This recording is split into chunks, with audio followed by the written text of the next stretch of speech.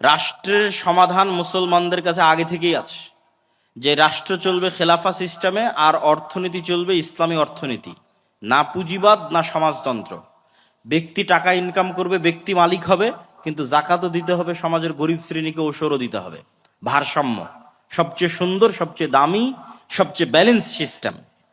এখন রাষ্ট্র কিভাবে তৈরি করবেন? আধুনিক বিজ্ঞান বলতেছে যে 4টে জিনিসের উপর রাষ্ট্র তৈরি হয়। জনগণ থাকতে হয়, নিজস্ব জমি ভূখণ্ড থাকতে হয়, সরকার থাকতে হয়, সার্বভৌমত্ব থাকতে হয়। আর মোকাদ্দমা ইবনে খালদুন লিখতেছেন যে 4টে জিনিসের উপর ভিত্তি করে রাষ্ট্র টিকে থাকে। উনি বেশিরভাগ ইসলামিক হিস্ট্রিরই পর্যালোচনা করেছেন। সেই 4টে জিনিসের 1 নাম্বার বলেছেন আসাবিয়াহ, আইডিওলজি, নির্দিষ্ট আদর্শের উপর কট্টর হওয়া, নির্দিষ্ট আদর্শের উপর শক্ত হওয়া। এটা ছাড়া কোনোদিন রাষ্ট্র প্রতিষ্ঠা হয় না। যেমন যারা সমাজতান্ত্রিক রাষ্ট্র প্রতিষ্ঠা করেছে, ওরা সমাজতন্ত্রের আদর্শের উপর খুব কট্টর, খুব শক্ত ছিল। আজকে যারা গণতান্ত্রিক রাষ্ট্র প্রতিষ্ঠা করতেছে, তারা সবাই দেখবেন, সবার মুখে বলি যে গণতন্ত্রই মুক্তি, গণতন্ত্রই মুক্তি, সবাই বলবে, বাক্য বিনা বাক্য ব্যয়ে বলবে। তার মানে গণতন্ত্রের উপর কট্টর হওয়াই গণতান্ত্রিক রাষ্ট্র প্রতিষ্ঠার মূল শর্ত। সমাজতন্ত্রের উপর কট্টর হওয়াই সমাজতান্ত্রিক রাষ্ট্র প্রতিষ্ঠার মূল শর্ত। আজকে ইসরায়েলেরা রাষ্ট্র প্রতিষ্ঠা করেছে ইহুদিবাদের উপর কট্টর হওয়ার মাধ্যমে। আজকে হিন্দুরা রাষ্ট্র প্রতিষ্ঠা করেছে হিন্দুত্ববাদী আদর্শের উপর কট্টর হওয়ার মাধ্যমে। তো মুসলমানেরা একদিনে রাষ্ট্র তৈরি করতে পারবে, ইসলামী রাষ্ট্র। শুধু বলতে হবে যে হিন্দুরা যেমন সাহস করে বলতে পেরেছে যে না, আমাদের হিন্দুত্ববাদকে আমরা রাষ্ট্রের প্রতিষ্ঠা করব, মুসলমানদেরকে সাহস করে বলতে হবে যে না, আমরা কট্টরভাবে ইসলামে বিশ্বাসী এবং রাষ্ট্রে ইসলাম প্রতিষ্ঠা করব।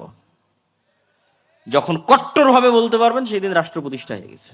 আসাবিয়া, খুব শক্ত হতে হবে নিজের দিনের উপর, নিজের ধর্মের উপর। এটাই স্বাধীনতা, এটাই ইসলামী রাষ্ট্র প্রতিষ্ঠার মূল শর্ত। এবং উখুওয়াত, ভ্রাতৃত্বও তৈরি হবে মানুষের ইসলামিক আইডিওলজির উপর ভিত্তি করে, কালিমাত লা ইলাহা ইল্লাল্লাহর উপর ভিত্তি করে। 2 নম্বরে উনি বলছেন রাষ্ট্র প্রতিষ্ঠার জন্য ন্যায় লাগবে। রাষ্ট্র টিকে থাকে ন্যায়ের উপর ভিত্তি করে। কেন? রাষ্ট্রের বিচারকরা, রাষ্ট্রের সরকারেরা মূলত আল্লাহ সুবহানাহু ওয়া তাআলা যে দায়িত্ব পালন করে থাকেন, সেই দায়িত্ব পালনের কাজ করে। আল্লাহ বিচার করবেন, তিনি সকল বিচারকের বিচারক, বিচার করা তার দায়িত্ব, পৃথিবী পরিচালনা করা তার দায়িত্ব। তাহলে সাময়িকভাবে যখন আপনি রাষ্ট্র ক্ষমতার মালিক, তখন আপনি কি কুলিল্লাহুম্মা মালিকাল মুলকি তুতিল মুলকা মান তাশা, আল্লাহর এই বিশাল রাজত্বের মধ্যে ন্যূনতম রাজত্বে সামান্য সময়ের জন্য আল্লাহ আপনাকে দিল। মানে যেটা আল্লাহ সুবহানাহু ওয়া তাআলার গুণ, যে উনি রাজাধিরাজ, মালিকাল মুলক তুতিল মুলকা মান তাশা, ওই গুণ থেকে ন্যূনতম একটা গুণের আল্লাহ সুবহানাহু ওয়া তাআলা সামান্য সময়ের জন্য পৃথিবীর একটা সামান্য অংশের সামান্য ক্ষমতা আল্লাহ সুবহানাহু ওয়া তাআলা আপনার হাতে দিল। তো এই জন্য এখানে ন্যায় লাগবে। ন্যায় ছাড়া আল্লাহ সুবহানাহু ওয়া তাআলার আদর্শের সাথে মিলবে না। এখানে আল্লাহ ন্যায় পরায়ণ। ন্যায় যেখানে নাই, ওই রাষ্ট্র ব্যবস্থা ভেঙে পড়বে। গত 16 বছর যে রাষ্ট্র ব্যবস্থা চলেছে, ভেঙে গেছে, টিকতে পারেনি। ন্যায় না থাকলে কোনো রাষ্ট্র ব্যবস্থা টিকবে না। আসাবিয়া লাগবে, নিজের দিনের উপর শক্ত হতে হবে। 2 নম্বর, ন্যায় প্রতিষ্ঠার প্র্যাকটিস শুরু করতে হবে।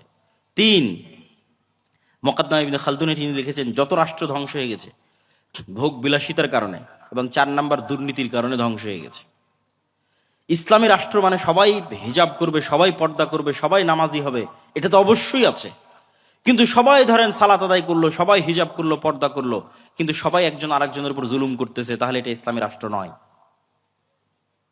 সবাই উমরা করে এসে, হজ করে এসে, রাতে তাহাজ্জুদের সালাত আদায় করে এসে ঘুষ খাচ্ছে, সুদ খাচ্ছে, মানুষকে হত্যার আদেশ দিচ্ছে, এটা ইসলামী রাষ্ট্র নয়। ইসলামী রাষ্ট্র মানে যেখানে প্রত্যেকটা মানুষ তার ন্যায় বুঝে পাবে, 1 টাকাও দুর্নীতি হবে না, সেটা ইসলামী রাষ্ট্র। যে রাষ্ট্রের দুর্নীতি আছে, ওই রাষ্ট্র টিকবে না। যে রাষ্ট্রে অন্যায় আছে, ওই রাষ্ট্র টিকবে না। আর যে রাষ্ট্রের মানুষ ভোগ বিলাসী, সে রাষ্ট্রও টিকবে না। আর সবাই চাইবে যে আমরা ভোগ বিলাসী থাকি। আমি সব শেষে বলবো যে আমরা কিভাবে ইসলামী রাষ্ট্র প্রতিষ্ঠা করতে পারি, সব শেষে গিয়ে আলোচনা করব। এখন সারমর্মে চলে আসি যে আমাদের কাছে সমাধান আছে, কিন্তু আমরা এই বিশাল গোলক ধাঁধায় পড়ে গেলাম কিভাবে? আমাদেরকে ইউরোপিয়ানরাই এই গোলক ধাঁধায় ফেলে দিয়েছে। ফেলে দেওয়ার সুযোগ কখন পেল? ফেলে দেওয়ার সুযোগ পেল যখন সমগ্র বিশ্বে ইউরোপীয় উপনিবেশ প্রতিষ্ঠিত হলো। 200 বছর যাবৎ প্রায় সমগ্র বিশ্বে ইউরোপ দখল করে নিয়েছিল। এই ইউরোপীয় আজকে মুসলমানদের যত সমস্যা, সব সমস্যার গোড়া হচ্ছে ইউরোপীয় উপনিবেশ। আজকে বাংলাদেশ, পাকিস্তান, ভারত মানচিত্রের সীমানা কে এঁকে দিয়েছে? কাশ্মীর সমস্যা কে এঁকে দিয়েছে? রোহিঙ্গা সমস্যা কারা তৈরি করেছে? ইউরোপীয় উপনিবেশ। আজকে সুদান পরস্পরে মারামারি করতেছে, কে তৈরি করেছে? আফ্রিকার দেশগুলোকে পরস্পরের মধ্যে কারা ভাগ করে নিয়েছে? স্পেন ভাগ করে নিয়েছে, ফ্রান্স ভাগ করে নিয়েছে, ইতালি ভাগ করে নিয়েছে। আফ্রিকার মুসলিম দেশেরা তাদের স্বর্ণ নিজের ইচ্ছা মতো বাইরে বিক্রি করতে পারবে না, নিজের কেন্দ্রীয় ব্যাংকে টাকা রাখতে পারবে না, ইচ্ছা মতো বাইরের দেশ থেকে অস্ত্র কিনতে পারবে না, এগুলো বলে এখনো তাদেরকে গোলাম করে রেখেছে। অথচ পৃথিবীর সবচেয়ে বেশি খনিজ সম্পদ আফ্রিকায় আছে, অথচ পৃথিবীর সবচেয়ে গরিব আফ্রিকার মানুষ। এত বড় বৈপরীত্য জুলুম কারা টিকিয়ে রেখেছে? ইউরোপ টিকিয়ে রেখেছে, ফ্রান্স, ইতালি, স্পেন টিকিয়ে রেখেছে। আজকে ফিলিস্তিনের সমস্যা কারা তৈরি করেছে? একই ভাষায় সব আরবি ভাষায় কথা বলতেছে। সৌদি, কুয়েত, কাতার, বাহরাইন, ফিলিস্তিন, ইরাক, ইরান, সিরিয়া, লেবানন, মিশর, আলজেরিয়া সব আরবিতে কথা বলতেছে। অথচ এক দেশের সাথে আর এক দেশের শত্রুতা, মারামারি, গন্ডগোল। সুদানের মধ্যে মুসলমানেরা মারামারি করতেছে। তো এদের সব এক দেশ থেকে আর এক দেশের মানচিত্রগুলো কারা তৈরি করেছে? ইউরোপেরা তৈরি করেছে। ফিলিস্তিনের মানচিত্র কে তৈরি করেছে? ইসরায়েলের ওর মধ্যে মানচিত্র ইউরোপেরা তৈরি করেছে। মুসলমানদের যে কোনো সমস্যার গোড়ায় হাত দিবেন, দেখবেন ইউরোপীয় উপনিবেশ। ইউরোপীয় উপনিবেশের গোলামির চিহ্ন এখনো মুসলমানেরা বহন করে বেড়াচ্ছে। তো তখনই তারা আমাদের এই রাষ্ট্র কাঠামোটাকে এমন অবস্থায় দাঁড় করিয়ে গেছে যেন এখানে ইসলামী রাষ্ট্র কাঠামো আর প্রতিষ্ঠিত করা সম্ভব না হয়। তাহলে আমাদের বাংলাদেশ, আমাদের আজকের পাকিস্তান, এটা কোন কাঠামোর উপর দাঁড়িয়ে আছে? যতই 1947 বলেন যে স্বাধীনতা পেয়েছি, যতই বলেন 1971 স্বাধীনতা পেয়েছি, আপনি বাংলাদেশের পুলিশ আইন বের করেন, বাংলাদেশের ফাউন্ডেশনের অনুমোদন হবে সেটার আইন বের করেন, যে কোনো আইনে হাত দেন, সব ব্রিটিশ কাঠামোর উপর দাঁড়িয়ে আছে। কাঠামো ওঠেই, কাঠামো চেঞ্জ হয়নি। তাহলে ডেমোক্রেটিক সিস্টেম, সেকুলার সিস্টেম, এগুলো ইউরোপেরা তাদের সমস্যার সমাধান করার জন্য আবিষ্কার করেছে। তারপরে মুসলমান দেশগুলোকে যখন তারা দখল করে নিয়েছে, তখন এই জিনিসগুলোই তারা মুসলমানদের উপর চাপিয়ে দিয়েছে। নাও এটাই তোমাদের সমস্যার সমাধান। তোমরাও অন্ধকার যুগে ছিলা। আরে মুসলমানরা তো কোনোদিন অন্ধকার যুগে ছিলই না। মুসলমানদের ইতিহাসে কখনো খেলাফতি নিজামে এত জুলম, এত অত্যাচার, এত হত্যা কখনোই হয়নি। গত 100 বছরে খেলাফতবিহীন অবস্থায় যত অত্যাচার, যত জুলুম, যত হত্যা হয়েছে। সম্মানিত উপস্থিতি, তাহলে আমাদের বুঝতে হবে যে ইসলামের রাজনীতি আছে, ইসলামের রাষ্ট্র ব্যবস্থা আছে, আবার গণতন্ত্রই যে একমাত্র মুক্তি, এটাও চরম ভুল। আবার আমি রাজনীতিও করব না, এটাও চরম ভুল। আপনাকে বুঝতে হবে যে ইসলামের রাজনীতি কোনটা, ইসলামী রাষ্ট্র ব্যবস্থা কোনটা এবং কিভাবে প্রতিষ্ঠিত করা সম্ভব। এবার বাস্তব উদাহরণে আসি, একদম প্র্যাকটিক্যাল উদাহরণে আসি। এই যে জুলাই বিপ্লবের কথা বলা হয়, 2000 মানুষ জীবন দিল। এই 2000 লাশের বিনিময়ে এখন পর্যন্ত শিরকি জাতীয় সঙ্গীতের জায়গাতেই আছে। কি হয়েছে? কিছু হয়নি। 1972 সালে হুবহু ভারতের সংবিধানকে কপি করে যে সংবিধান তৈরি করা হয়েছে, ওই সংবিধানের জায়গাতেই আছে। আর কত উদাহরণ নেবেন? তাহলে কোনো চেঞ্জ নাই। তাহলে কেন এটা রাখা হলো? এটা আমি বলি যে এটা হচ্ছে প্রিম্যাচুর ডেলিভারি। মানে বাচ্চা হওয়ার সময় হওয়ার আগেই যদি বাচ্চা হয়ে যায়, তাহলে এরকমই হয়। কেননা প্রকৃত ইসলামের উত্থান তখনই সম্ভব যখন আগের কাঠামো পরিপূর্ণ ধ্বংস হয়ে যাবে। তখন আগের কাঠামো বজায় রেখে পূর্ণাঙ্গ ইসলাম প্রতিষ্ঠা সম্ভব নয়। আগের কাঠামো পরিপূর্ণরূপে ধ্বংস হয়ে যাবে, ওখান থেকে পূর্ণাঙ্গ ইসলামী খেলাফতের উত্থান হবে। তো এই জন্য আমেরিকা খুব ভালোভাবে জানে যে আজকে যদি প্রধানমন্ত্রী পদত্যাগ না করে, আজকে যদি আর্মি জনগণের বুকে গুলি চালায়, তাহলে কালকে বাংলাদেশের মানুষের ওই সময় যে রাগ ছিল মাথায়, তো বাংলাদেশের মানুষ রাতের অন্ধকারে অস্ত্র হাতে উঠিয়ে নিত। যখন বাংলাদেশের মানুষ অস্ত্র হাতে উঠিয়ে নিত, সিরিয়ার মতো পরিবেশ তৈরি হয়ে যেত।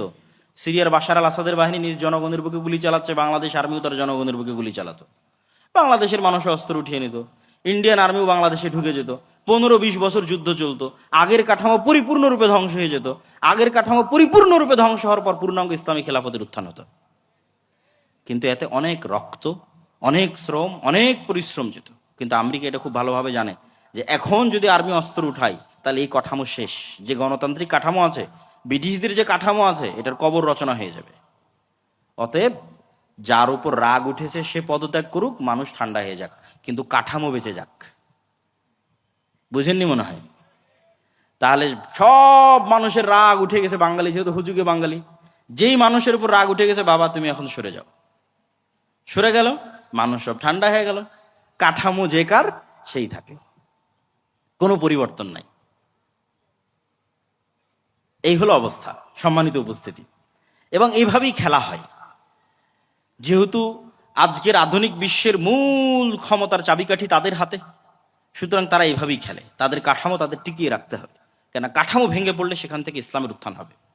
এটা খুব ভয়ঙ্কর জিনিস, এটা তারাও খুব ভালোভাবে জানে, তাদের জন্য এটা খুবই ভয়ঙ্কর। এখন আসি যে আমরা আসলে যদি ইসলামী রাষ্ট্র প্রতিষ্ঠা করতে চাই, আমরা এখন এই কাঠামোর মধ্যে থেকে কিভাবে চেষ্টা করব। আমি যারা গণতান্ত্রিক রাজনীতি করতেছে, গণতান্ত্রিকভাবে মুসলমানদের অধিকার আদায়ের চেষ্টা করতেছে, আমি কোনো সময় গত 2 বছরে তাদেরকে আঘাত দিয়ে হিট করে কথা বলা, আমি ওই পর্যায়ে যেতে চাই না। আমি সবসময় যৌক্তিক প্রশ্ন তুলে ধরতে চাই, যাতে মানুষ চিন্তা করার সুযোগ পায় যে আমি যেটা করতেছি এটাই কি একমাত্র রাস্তা, না আসলে আর কোনো রাস্তা ছিল। কেন নিয়ত তো সবার ঠিক, সবাই তো বলতেছে আমরা রাষ্ট্র ক্ষমতা ইসলাম দেখতে চাই। তো সবাই যদি রাষ্ট্র ক্ষমতা ইসলাম দেখতে চায়, তাহলে কিভাবে সম্ভব? আমার ছোট্ট জ্ঞান, আমি যতটুকু বুঝি, আমার ধারণা, আমার চিন্তা চেতনা ভুলও হতে পারে। আমি মনে করি 1 নাম্বার, ইমান বিল গায়েবের ওপর যদি সর্বোচ্চ লেভেলের ইয়াকিন না থাকে, আজকে যদি বাংলাদেশের সকল মানুষ আমাকেও ভোট দেয়, দেশের ক্ষমতায় গিয়ে ইসলাম প্রতিষ্ঠা করতে পারবো না। কেন আপনাকে বলি, একটু বুঝিয়ে বলি। আজকে আপনি যত সুযোগ সুবিধা ভোগ করতেছেন, বিদ্যুৎ চলতেছে, জেনারেটর চলতেছে, ক্যামেরা চলতেছে, মোবাইল চলতেছে, ইন্টারনেট, নেটওয়ার্ক, বিদেশে হাজার হাজার মানুষ কাজ করতেছে, আমেরিকাতে, ইউরোপে, সৌদি আরবে ইনস্ট্যান্ট টাকা বাংলাদেশে পাঠিয়ে দিচ্ছে। বাংলাদেশের সাথে সারা বিশ্বের কত বড় বড় ব্যবসায়ী ডলারের ভিত্তিতে ব্যবসা করতেছে। কালকে মনে করেন আজ সারা বাংলাদেশের মানুষ আবেগে হুজুগে আমাকে ভোট দিয়ে দিল যে ঠিক আছে, আজকে আমি বাংলাদেশের ক্ষমতার মালিক হয়ে গেলাম একচ্ছত্রভাবে। এবার আমি স্ট্রিক্টলি ইসলাম বাস্তবায়ন করতে যাচ্ছি। যখন আমি স্ট্রিক্টলি ইসলাম বাস্তবায়ন করতে যাব, তখন বিশ্বের যারা মোড়ল আছে তারা কি আমার সাথে থাকবে না আমার শত্রুতা করবে? শত্রুতা করবে, আমার সাথে থাকবে না। তাহলে বিশ্বের মোড়লরা যখন আমার সাথে শত্রুতা করবে, আমি আপনাকে বিদ্যুৎও দিতে পারবো না, আপনার বাড়িতে এসিও চলবে না, আপনার বাড়িতে ফ্যানও চলবে না, তারপরে আপনি বহির্বিশ্বের সাথে ব্যবসা করতেছেন সেটাও চলবে না, খুব ভোগবিলাসী জীবনযাপন করছেন সেটাও চলবে না, আইফোন ইউজ করতে পারবেন না, তারপর হয়তো অ্যান্ড্রয়েড ফোন ইউজ করতে পারবেন না। যত রকমের বাধা তৈরি হতে পারে, সংকুচিত হয়ে যেতে পারে আপনার রিজিকের রাস্তা, আপনার আরাম আয়েশের রাস্তা, ভোগবিলাসের রাস্তা, যতভাবে আমেরিকা পাবন্দি দিয়ে, মানে এই রাষ্ট্রের উপর পাবন্দি চাপিয়ে যতভাবে আপনাকে সংকুচিত করবে, তখন আপনার বাঁচবেন কিভাবে? বাঁচার রাস্তা কি? যদি আপনার আগে থেকে ইমান থাকতো, ইমান বিল গায়েব যদি ইয়াকিনের লেভেলে থাকতো, ইমান বিল গায়েবের একটা হচ্ছে আখেরা, পরকাল, যে এই দুনিয়া কিছুই না, এই দুনিয়াতে মরি বাঁচি এটা কিছুই না, পরকালের সফলতা সবকিছু, এটা মুখের কথা নয়। যদি ইয়াকিনের লেভেলে থাকতো, আল্লাহ সাহায্য করতে পারে, আল্লাহ সাহায্য করবে, ফেরেশতারা আছে, ফেরেশতাদের মাধ্যমে আল্লাহ সুবহানাহু ওয়া তাআলা সাহায্য পাঠাবে, এই ইমান যদি ইয়াকিনের লেভেলে থাকতো, তাহলে আপনি ধৈর্য ধারণ করতেন, সাথ দিতেন। কিন্তু যেহেতু আপনার ইমান বিল গায়ব ইয়াকিনের স্তরে নাই, পরের দিন আপনি আমার বিরুদ্ধে রাস্তায় নামবেন। এই বিদ্যুৎ নাই, কারেন্ট নাই, কিছু নাই, কিসের সরকার, ভাগাও, কিসের ইসলাম? কেন আপনি তো যেই লেভেলে আছেন ওই লেভেল থেকে ধাপ করে নিচে নামতে পারবেন না। আফগানিস্তান ওরা টিকে গেছে কেন? পরিপূর্ণ ধ্বংস হয়ে গেছে, মানুষের চাহিদাই নাই। 40 বছর থেকে যুদ্ধ চলতে চলতে মানুষের চাহিদাই নাই। কোনো মতে যদি জীবনের নিরাপত্তা পাওয়া যায়, কোনো মতে যদি ন্যায় বিচারের নিরাপত্তা পাওয়া যায়, সেটাই আমাদের জন্য যথেষ্ট, তখন টিকে গেছে। তাহলে ইমান বিল গায়েব লাগবে ইয়াকিনের স্তরে, অন্তত 90% মানুষের। তো মানুষের যতক্ষণ ইমান ঠিক না হবে, ততক্ষণ আমি ক্ষমতায় গেলেও এদেশে ইসলাম চালাতে পারবো না, এদেশে ইসলাম প্রতিষ্ঠা এবং পরিচালিত করতে পারবো না। কম্প্রোমাইজ করতে হবে, কেন মানুষের ইমান নাই, ইমান নষ্ট হয়ে গেছে।